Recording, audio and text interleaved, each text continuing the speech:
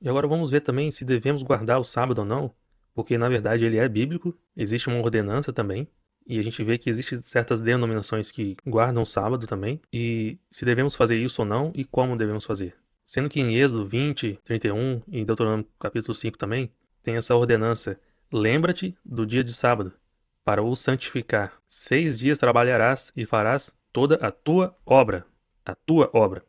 Mas o sétimo dia é sábado do Senhor, não farás nenhum trabalho. Por isso o Senhor abençoou o dia de sábado e o santificou. E em Êxodo 12:16, apesar do contexto ali ser sobre a Páscoa, ele especifica um pouco mais em que nenhuma obra humana nós devemos fazer. Nada criativo, humanamente falando, mas somente concernente à bebida e à comida. Sendo que até mesmo isso, se conseguir preparar tudo no dia anterior, seria melhor ainda, né? E olha que interessante como é colocado em Levítico 23, versículo 3 e 38. Nenhuma obra fareis, é sábado do Senhor, em todas as vossas moradas. E como já tenho tentado trazer também aqui, né? O Senhor tem feito de nós a sua habitação. Nós estamos sendo edificados casa do Senhor. Ele está falando nas vossas moradas. Além dos sábados do Senhor e das vossas dádivas, as vossas dádivas, e de todas as vossas ofertas voluntárias que dareis ao Senhor. E quais dádivas são essas que daremos ao Senhor? E que isso seriam ofertas voluntárias. Em Levítico 19, 1 a 3 e o versículo 30, diz assim, Moisés falando para o povo, né? Santos sereis, porque eu, o Senhor, o vosso Deus, sou santo. Cada um respeitará a sua mãe e o seu pai, e guardará os meus sábados. Eu sou o Senhor, o vosso Deus. Guardareis os meus sábados. Deus está falando os meus sábados. E reverenciareis o meu santuário. Eu sou o Senhor. E a gente pode ver que em João 2, 19 e 21, Jesus trata o seu próprio corpo como um santuário. E lá em Levítico está falando, vocês vão reverenciar o meu santuário e vão guardar o meu sábado. E assim como Jesus está falando que o próprio corpo dele é o santuário, e qual é o sábado que Jesus guardou? O que ele fez nesse sábado? E uma curiosidade para compartilhar, que em Levítico 26, ele também cita que a própria terra também tem um sábado. E a gente vai ver isso lá em Apocalipse, que isso também é chamado de milênio. Haverá esse descanso da terra durante 1000 anos. E isso já estava escrito também lá em Levítico. Claro que vão falar que não é isso, não é exatamente isso. Porque assim como existe o sétimo ano e o ano do jubileu, existe nesse sétimo ano esse descanso da terra. Mas isso também se refere a algo superior que está lá em Apocalipse. Mas existe uma profecia que está em Oséias 2:11, em que ele fala, farei cessar as vossas festas, né? E também os vossos sábados. Todas as solenidades terão fim em algum momento. Mas parece haver uma contradição com Isaías 56, em que ali existe uma convocação para os gentios, ou seja, para aqueles que não são judeus, e que ele diz assim, mantende o juízo e fazei justiça, porque a minha salvação está prestes a vir e a minha justiça prestes a manifestar-se. Aqui está se referindo a Jesus. A minha justiça vai se manifestar. Mas ele também fala fazei justiça. Então não se refere somente a Cristo, essa justiça. Bem-aventurado o homem que faz isto, e o filho do homem que nisto se firma, que se guarda de profanar o sábado, e guarda a sua mão de cometer algum mal. Não fale o estrangeiro que se houver chegado ao Senhor, dizendo, o Senhor, com efeito, me separará do seu povo. Nem tampouco diga o eunuco, eis que eu sou uma árvore seca, porque assim diz o Senhor. Aos eunucos que guardam os meus sábados, escolhem aquilo que me agrada, e abraçam a minha aliança, darei na minha casa e dentro dos meus muros um memorial e um nome melhor do que filhos e filhas. E essa promessa também está lá em Apocalipse, que receberão um novo nome. E um nome eterno darei a cada um deles, que nunca se apagará. E aqui eu cheguei até a pensar quem são esses eunucos que ele está se referindo aqui. Seriam, de alguma forma, isso não é definitivo, é só um pensamento, mas seriam talvez os judeus messiânicos que guardam a noiva, de alguma forma eles estão guardando a noiva, porque em Cantares 1, versículo 6, também está escrito, me puseram de guarda de vinhas, e a vinha, porém, que me pertence, não guardei. E aqui se referindo aos judeus que realmente não creem no Messias, né? Poxa, a vinha que realmente eu deveria guardar, acabei não guardando. E lembrando aqui que essas pessoas que estão guardando o sábado aqui, escolheram aquilo que agrada a Deus. É uma escolha e não uma obrigação. Eles estão escolhendo. Não é porque tem que cumprir um mandamento, uma ordenança. Eles estão escolhendo. É pela liberdade que eles estão fazendo isso. E o texto continua, e agora ao invés de falar de eunucos, está falando dos estrangeiros.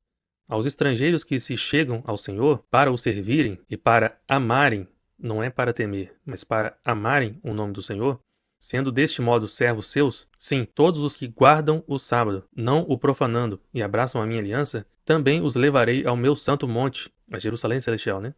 E os alegrarei na minha casa de oração.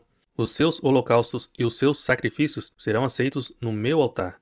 Não é aqui da terra, é algo divino. Porque a minha casa será chamada casa de oração para todos os povos. Assim diz o Senhor Deus, que congrega os dispersos de Israel. Ainda congregarei outros aos que já se acham reunidos. Eu deixei aqui em azul, porque mais à frente isso vai ser tratado também. E será que esse versículo também deixa um pouco mais claro por que Jesus expulsou os mercadores do templo? Porque eles estavam na área dedicada aos gentios, aos estrangeiros. Eles não poderiam subir e ir para uma parte mais interna do templo, mas essa área dedicada estava virando um comércio, um lugar de comércio. E os gentios que poderiam ir ali adorar a Deus, isso já não estava acontecendo mais. Porém, se ele está falando que os estrangeiros vão guardar o sábado, como é que eu devo fazer então? Mas para entender isso, vamos ter que começar a entender o que Jesus fez e o que os apóstolos também estão falando. Em Tiago 1, 17, 18 e 22 a 25, ele diz: toda boa dádiva e todo dom perfeito são lá do alto, descendo do Pai das luzes. Pois segundo o seu querer, ele nos gerou pela palavra da verdade, para que fôssemos como que primícias das suas criaturas. Tornai-vos, pois, praticantes da palavra, e não somente ouvintes, enganando-vos a vós mesmos. Percebe que a prática, ou seja, acaba envolvendo as obras. Isso é importante, porque se nós formos somente ouvintes e não praticantes, nós estamos enganando a nós mesmos. Como se disséssemos: estou salvo e nada preciso fazer. Estou rico e não preciso de nada. Porque se alguém é ouvinte da palavra e não praticante, assemelha-se ao homem que contempla num espelho o seu rosto natural. Pois assim mesmo se contempla, ou seja, parece que está pensando somente em si. E é para esses que Jesus vai dizer: eu tive fome e vocês não fizeram nada. E quando essa pessoa se retira, depois de se contemplar, contemplando a si mesmo, logo se esquece de como era a sua aparência. Mas aquele que considera atentamente na lei perfeita, lei da liberdade, e nela persevera, não sendo ouvinte negligente, mas operoso praticante, esse será bem-aventurado no que realizar. E vamos guardar essa frase de ser bem-aventurado no que realizar. Porque se eu sou filho de Deus agora, eu não procuro as minhas vontades, mas a do próximo, a de produzir algo para o reino. Se eu realmente tenho o Espírito Santo sendo filho e operante, praticante naquilo que creio, então aquilo que eu realizar vai ser bem sucedido. E aí, lembrando, mas agora com outro olhar, aquilo que João falou em 1 João 2, 5 a 6, que devemos ser aperfeiçoados no amor, e nisto sabemos que estamos nele. Aquele que diz que pertence a ele, pertence a Jesus, esse deve também andar como ele andou. E a gente vai ver como é que Jesus andou, como é que ele guardou o sábado. Em Filipenses 2, 5 a 8, vai dizer o que Jesus fez primeiro, antes de fazer algumas obras. Ele esvaziou de si mesmo e assumiu a forma de servo, se tornando semelhante a homens e reconhecido em figura humana. Assim mesmo se humilhou. Ora, se nós devemos andar como ele andou, nós devemos nos esvaziar de nós mesmos, assumir uma forma de servo, porém não é exatamente servo, mas de amigos, né, de Deus, nos humilhando a nós mesmos perante Deus, não é perante os homens. Não é qualquer humilhação que eu sofro que eu serei exaltado. Mas quando eu me humilho perante Deus, aí ele me exalta. Perante ele também, não exatamente perante os homens, de acordo com os padrões humanos. E não somente isso, mas Jesus tornando-se obediente até a morte e morte de cruz. E Jesus nos deu um novo mandamento, que é amar o próximo com o mesmo amor que ele nos amou, a ponto de dar a vida pelo próximo, e que devemos fazer isso também. E essa mesma ideia também está em 1 Pedro 2, 20 a 25. Sobre esvaziar de si mesmo e de se humilhar. Em Lucas 9, 23 a 26, Jesus falando: se alguém quer vir após mim, a si mesmo se negue. Dia a dia, tome a sua cruz e siga-me. Não é algo único, não é um evento que vai acontecer uma única vez na sua vida, mas é dia a dia. Pois quem quiser salvar a sua vida, vai perdê-la. Mas quem perder a sua vida por minha causa, esse vai salvar. Assim também algumas pessoas agora, de uma outra forma, querendo salvar suas próprias riquezas, as suas posses, vão perdê-la. Mas aqueles que perdem pela causa de Jesus, que é o ensino segundo a piedade, esses vão receber aquilo que é seu. Que aproveita ao homem ganhar o mundo inteiro se vier a perder-se ou a causar dano a si mesmo. E a gente já viu que aquele que retém, ao invés de dar aquilo que é justo, causa dano a si mesmo. É uma perda, isso será por perda no futuro. Porque qualquer que de mim e das minhas palavras se envergonhar, dele se envergonhará o Filho do Homem, quando vier na sua glória e na glória do Pai e dos seus santos anjos. E a gente vê que lá em Apocalipse existe uma promessa que, além de receber um novo nome, Jesus vai confessar este nome diante de Deus, Pai, e também diante dos anjos. Mas as pessoas que se envergonham desse ensino segundo a piedade, se envergonham das palavras do Senhor, realmente vender aquilo que é seu e dar e repartir, o Senhor também se envergonhará dessas pessoas. E para começarmos a entender como podemos guardar o sábado, qual é o motivo que vocês acham que Deus compartilha conosco dos seus próprios dons, dos seus dons espirituais? E reparem nisso, os dons são dele, não nossos. Isso quer dizer que essas ações, esses atos, ele já faz. E ele quer compartilhar conosco, porque assim como já vimos que o apóstolo Paulo fala, a vontade de fazer o bem está em mim, mas não o executá-lo. A capacidade de realmente realizar essas boas ações não está em mim. Mas, se recebemos o Espírito de Deus, ele quer compartilhar conosco dos seus próprios dons, para que possamos então fazer as boas obras. O que Pedro diz em 2 Pedro 1, 3 a 7? Visto como, pelo seu divino poder, nos têm sido doadas todas as coisas que conduzem à vida e à piedade, pelo conhecimento completo daquele que nos chamou para sua própria glória e virtude, pelas quais nos têm sido doadas as suas preciosas e muito grandes promessas, para que por elas vos torneis coparticipantes da natureza divina, livrando-vos da corrupção das paixões que há no mundo. Por isso mesmo, vós, reunindo toda a vossa diligência, associai a vossa fé, a virtude divina, com a virtude o conhecimento pleno do Senhor, com o conhecimento o domínio próprio, que também é o fruto do Espírito Santo, com o domínio próprio a perseverança, com a perseverança a piedade, percebe que a piedade também entra aqui, e com a piedade a fraternidade, e com a fraternidade o amor. E o que é fraternidade e piedade? O que isso significa para vocês? Sendo que se fôssemos seguir toda essa ordem, o amor está só por último, depois dessa piedade e fraternidade. E ele continua dizendo, porque estas coisas, existindo em vós e em vós aumentando, fazem com que não sejais nem inativos, nem infrutuosos. E já vimos o que significa ser infrutífero para Deus, né? Esse ramo seco será cortado e será lançado para o fogo. E Deus compartilha tudo isso conosco para que nós não sejamos inativos, nem infrutíferos, no pleno conhecimento de nosso Senhor Jesus Cristo. Parece algo impossível, né? Como assim pleno conhecimento? Porque, poxa, se a paz de Cristo transcende todo entendimento, como é que eu posso ter um pleno conhecimento? É porque um está falando do entendimento humano e aqui está falando do conhecimento divino, de comparar as coisas espirituais com espirituais.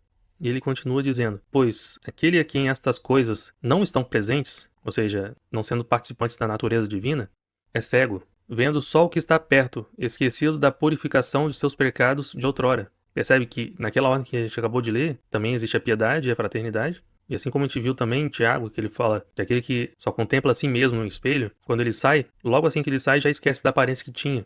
Aqui também está falando algo semelhante, que ele só enxerga o que está perto e já esquece da purificação dos pecados que ocorreu há pouco tempo. Por isso, irmãos, procurai diligentemente cada vez maior confirmar a vossa vocação e eleição, porquanto, procedendo assim, não tropeçareis em tempo algum. Pois desta maneira é que vos será amplamente suprida a entrada no reino eterno de nosso Senhor e Salvador Jesus Cristo. Percebem que existe uma maneira para você ser suprido para então entrar no reino de Deus? Mas Deus, compartilhando seus próprios dons conosco, tem um propósito muito maior. Isso significa que nós guardamos o sábado ao recebermos e exercitarmos o dom divinamente compartilhado conosco. E assim é que damos frutos. Assim como o maná, que os antepassados dos hebreus não conheciam, que está em Deuteronômio 8,16, Deus compartilha conosco de seus próprios dons, coisas que nós não conhecíamos antes. E nós passamos a conhecer em Cristo, quando Ele começa a fazer essas coisas. E por isso também a importância desse processo de santificação. Porque assim como estava escrito, lembra-te do dia de sábado para o santificar, nós somos santificados para então exercer esse sábado, para então guardarmos esse sábado. E Pedro também fala em 1 Pedro 3,15, antes santificai a Cristo como Senhor em vosso coração. E assim como estava em Isaías, de que os estrangeiros vão guardar o sábado sem profanar, ou seja, é santificando que nós vamos guardar o sábado. Em 1 Coríntios 12, 1 e depois de 4 a 7. A respeito dos dons espirituais, não quero, irmãos, que sejais ignorantes. Ora, os dons são diversos, mas o Espírito é o mesmo. E também há diversidade nos serviços, mas o Senhor é o mesmo. E há diversidade nas realizações, mas o mesmo Deus é quem opera tudo em todos. A manifestação do Espírito é concedida a cada um, visando um fim proveitoso. Então existe um propósito para que Deus compartilhe com cada um de nós alguns dons espirituais. Não significa que uma pessoa vai receber todos os dons espirituais ao mesmo tempo, mas também não significa que a pessoa só vai receber somente um dom espiritual, somente uma coisa. Às vezes tem momentos em que uma pessoa que tem o dom da sabedoria, por exemplo, possa ser que em algum momento ela profetize também, porque não sei se também é de conhecimento de todos, mas profetizar não se trata simplesmente de falar de coisas do futuro, de coisas que vão acontecer, mas se trata de ensino também, porém é um ensino espiritual. Diferentemente de um rabino ou um pastor que ensina a interpretação bíblica, né? O profeta ensina algo divino e pode trazer informações, conceitos e preceitos novos que ainda não se tinham conhecimento e que vêm diretamente de Deus, e que também trata de ação e reação, de causa e efeito. Por vocês tratarem Deus dessa forma, vocês vão receber tais coisas, quer sejam coisas boas ou más. Então a profecia também é ensino, e por isso também o apóstolo Paulo incentiva tantas pessoas a procurarem um dom de profecia. Não é simplesmente falando das coisas do futuro, mas do ensino divino. E olha só o que está marcado em amarelo. Mas o mesmo Deus é quem opera tudo em todos. Percebe que não são obras humanas, mas divinas. E lembrando das passagens que falam sobre guardar o sábado, é para não fazer obras humanas. E aqui nós estamos vendo que é Deus que está fazendo essas obras através de nós. E como ele já disse aqui, tudo isso é visando um fim proveitoso, é para a edificação desse reino de Deus que está em nós. Em 1 Coríntios 4,12, assim também vós, visto que desejais dons espirituais, procurai progredir para a edificação da igreja. Precisa ter esse fim proveitoso, não é para a minha própria glória. Poxa, olha como é que ele é espiritual, olha como é que Deus usa ele. Mas é para que acrescente na vida das pessoas. E acrescentar principalmente em coisas que vão nessa direção do pleno conhecimento de Deus. Que acrescentem no conhecimento. E também a palavra conhecer, biblicamente falando, né, é simplesmente ficar sabendo de algo. Mas é uma relação tão íntima como algo até mesmo uma relação sexual. Antigamente falava assim, então tal homem conheceu tal mulher. Mas não significava de conhecer, mas de realmente ter relação. Algo tão íntimo, profundo, em que esse conhecimento permeia a alma. Então, não é simplesmente estar ciente de alguma coisa, mas é realmente conhecer, é ser um com essa coisa. Em Romanos 1,11, porque muito desejo ver-vos, a fim de repartir convosco algum dom espiritual, para que sejais confirmados.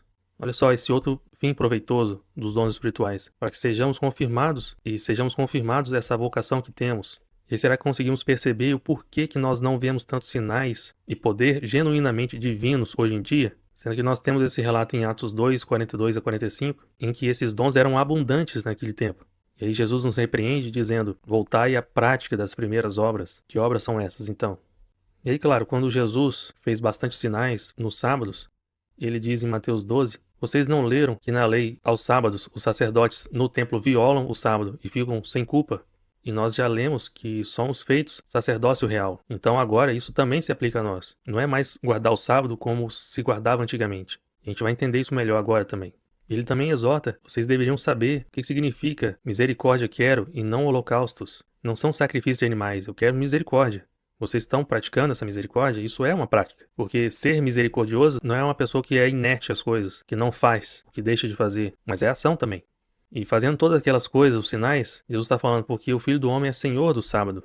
E ele faz essa afirmação, é lícito fazer nos sábados o bem. E esse conceito, isso é compreendido hoje também. Não é porque é sábado que não vai haver serviços de polícia, de bombeiros, de médicos, porque se é para salvar vidas, então é permitido o trabalho. E Jesus faz isso de forma muito superior, curando, salvando as vidas, libertando os cativos. E assim como João diz que, assim como ele andou, nós devemos andar também, são essas mesmas obras que nós devemos fazer também. E Jesus especifica, o sábado foi estabelecido por causa do homem, e não o homem por causa do sábado. E a gente vai entender por que Deus deu essa ordenança no passado, de forma que o homem descansasse. A gente vai ver um exemplo também de uma mulher que estava possessa de espíritos malignos, em Lucas 13, 10 a 17, e que Jesus no sábado cura essa pessoa, né? Liberta ela. Porque além dessa possessão demoníaca, ela andava encurvada por conta disso. E aí Jesus vai, liberta ela, e logo por conta dessa libertação, né, ela se endireita e consegue andar normalmente. E Jesus questiona algo que seria básico, né? Poxa, se vocês levam até mesmo seu próprio boi ou jumento para beber água, violando assim o sábado, não deveria ser ainda melhor quando você consegue livrar alguém do cativeiro do pecado, alguém que tem espíritos opressores sobre ela? Isso não seria muito mais excelente? E Jesus fez isso várias e várias vezes, né? Em João 5, 16 e 18, ele diz, meu pai trabalha até agora, e é por isso que eu também trabalho. Mas que trabalho era esse? Jesus estava curando as pessoas, libertando. Então, se Deus compartilha conosco dos seus dons, é esse tipo de trabalho que Deus quer que nós façamos. E é isso que Jesus fala também em João 14, 11 e 15, dizendo, crede-me que estou no Pai e o Pai em mim. Crede ao menos por causa das obras, porque elas são as mesmas obras que o Pai faz. Em verdade vos digo que aquele que crê em mim fará também as obras que eu faço e outras maiores fará, porque eu vou para junto do Pai, e tudo quanto pedirdes em meu nome, isso farei, a fim de que o Pai seja glorificado no Filho. Se pedires alguma coisa em meu nome, eu o farei. Se me amais, guardareis os meus mandamentos. Olha essa condição que algumas pessoas parecem ignorar, né? Acham que, se eu pedir alguma coisa para Deus, então Deus vai me dar. Aí pedem coisas materiais. Em um mundo que vai perecer, isso já é certo. Mas Jesus afirma: se vocês guardarem os meus mandamentos. E se o ensino de Jesus é segundo a piedade também, nós estamos guardando esses mandamentos? Sendo que, como a gente também já viu, nós vamos glorificar a Deus com ações de graças. São com ações, não por palavras, mas por verdade. Sendo que essas obras divinas, que Jesus está falando que nós também vamos fazer, é com o mesmo propósito de o Pai ser glorificado. Glória nenhuma para nós, mas para o Pai.